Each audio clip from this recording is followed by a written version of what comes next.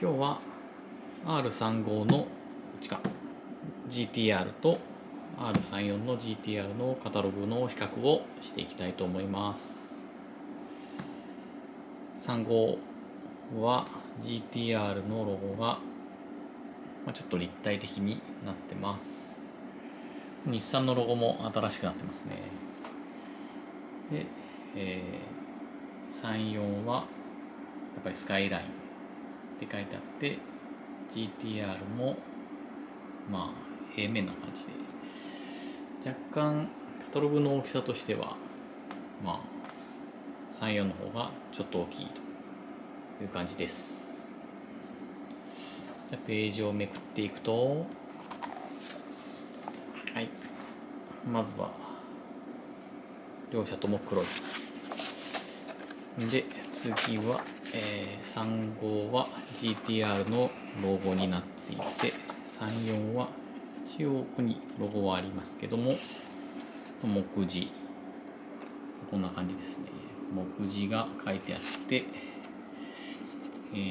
最初の文章が書いてあるというところですね。で、35をめくると、3はここにいろいろと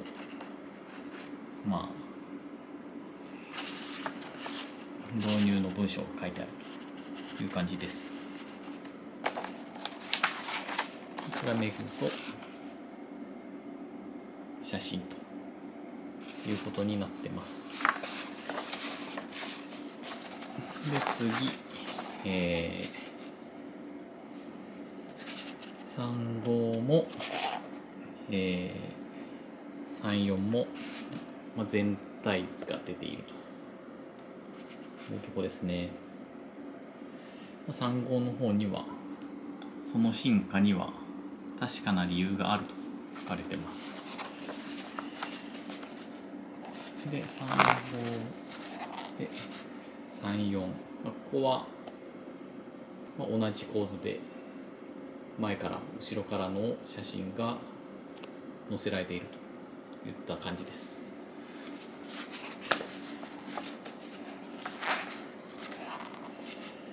ここに来ると、35はトランスアクスルの構造の図が載っていると。で、34はバンパーとか、外観が載ってますね。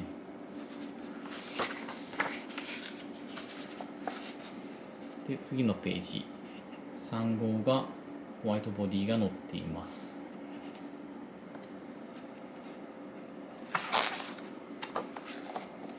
で、34は横からの写真が載っていますね。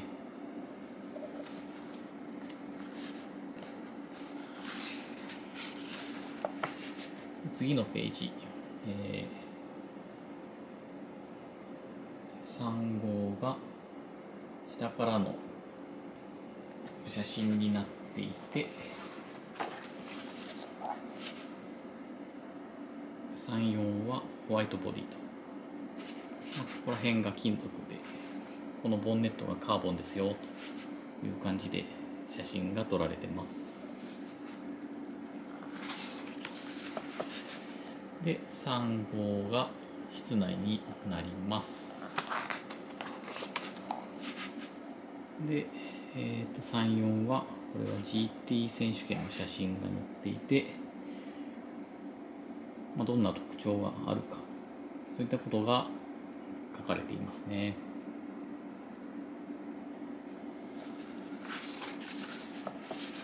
35はまた内装の写真です。34は、こ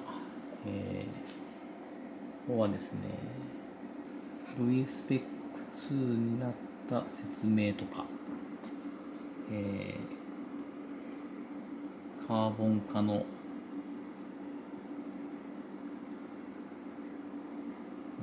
カーボン化の利点、あとはエンジンルーム NACA ダクトで空気を抜きますよっていうようなことが冷却のために空気抜きますよってことが書いてあります。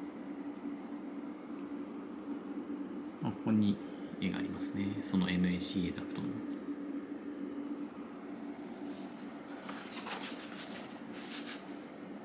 で3号はここで車体の横の写真になっています。3、4はここでアンダーカバーの写真が出てきますね。3号はどっかにあったな。これか。3号は、ホイールの後ろの方まで覆ってて、リアタイヤの前っていうところですね。その辺まで覆われてます。これに比べて3、4はこの辺が開いているのと、リアもこの辺ぐらいかな。ちょっと短いかなと。でもリアのここら辺は結構横まで広がって、ディフューザーがしっかりとついているような感じになってますね。で戻してこうだったかな。で次のページは、ここはどっちかというと T スペックの説明ですね。カーボンブレーキ、カーボンリアスポイラーで、10J かな、 10J のホイールで T スペックのエンブレムというところが載ってます。着空気の流れですね。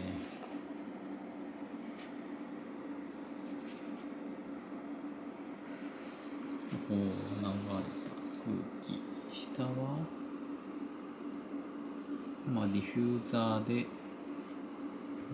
面積が狭くなって流速速くなってダウンフォースが出ますよ。この辺もそういったとこが書いてあるんじゃないかなと思いますね。この辺も翼断面で下側のダウンフォースができますといった説明が書いてあります。あとはこれがダウンフォースアドバンスエアロシステム有無のダウンフォース比較とか、リアスポイラーのダウンフォース、33の GTR に比べて34の GTR の方が大きいですよとか、4段階に可変できますといったことが書いてあります。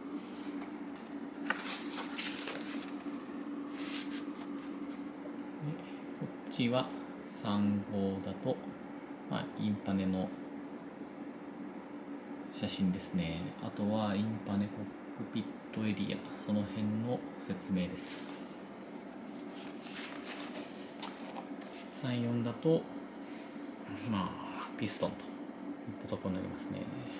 ブロックもクローズドデッキになってて、ピストンもここ加工してあるけど、もうあれかな、バルブの逃げが結構昔っぽいざっくりとした逃げになっているのかなと思います。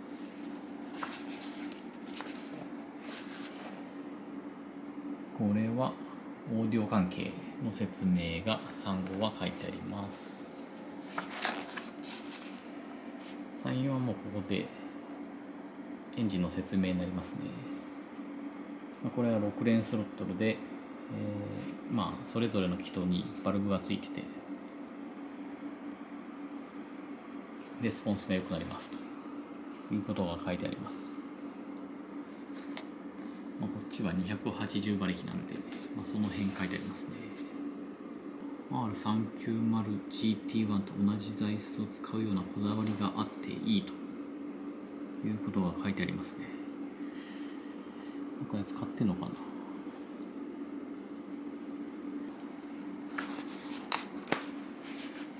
3号はここでエンジン周り出てきますね。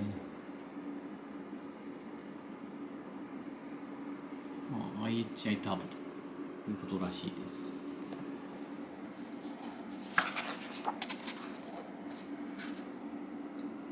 34もここで、排気系、あとはツインボールベアリングセラミックターボですというようなことが書いてありますね。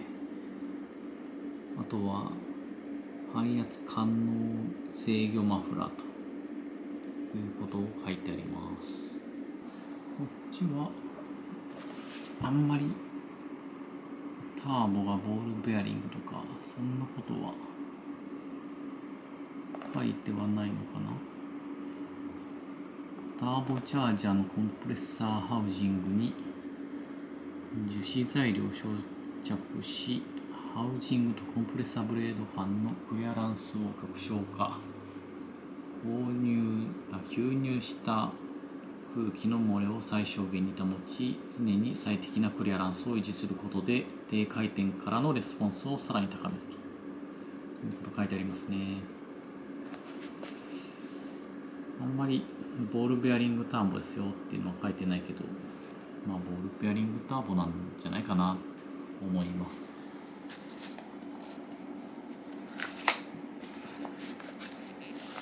次はどっちもミッションに揃いましたね。3号は、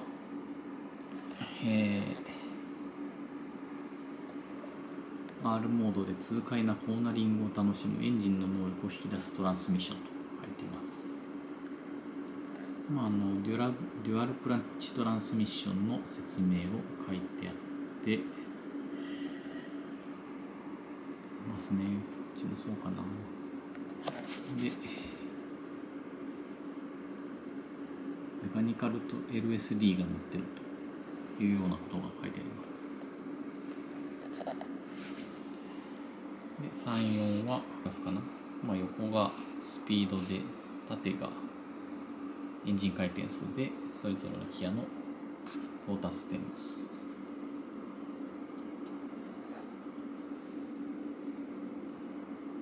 で、ゲトラグのミッションについて書いてありますね。6速ミッション化で、いいエンジンのいいとこが使えますよと。で、R33GTR に対して 10% ハイギアに設定、静粛性と低燃費に貢献すると書いてあります。そういった違いがあったんですね。6速ギアがあるんで、そういったことになっているということじゃないかと思います。はい、で、3号がブレーキ、3、4がアテーサの説明です。サスペンションはフロントはダブルウィッシュボーン、リアはマルチリンクサスペンションと書いてあります。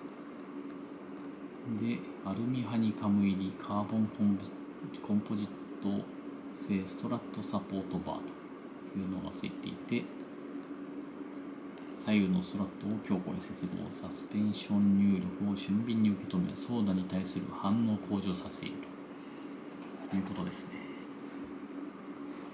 で、ショックアブソーバーはビルシュタインダンプトロニックを採用。減衰力の電子制御は11種類の車両データから最適に行われ、オールラウンドなノーマルモード、上質な乗り心地のコンフォートモード、スポーツドライビングを楽しむための R モードを選択することができる。